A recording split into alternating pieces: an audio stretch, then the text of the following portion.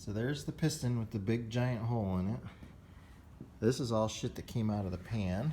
And just to give you some scale there, that's, you know, quarter size. That's the rod bearings. And that one's even worse. And the rod is obviously bent. The crank, shit on it.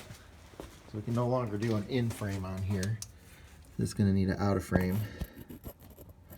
Zoom in on it there, try to focus. So, it might be hard to tell in the video, but it pretty much so matches what those bearings look like. And we have a swing-in engine coming that was pulled out of an old look years ago. So we're actually just going to pull the cradle on it and swing in a new engine. While we have the engine out, they're going to do some bulkhead repairs on it.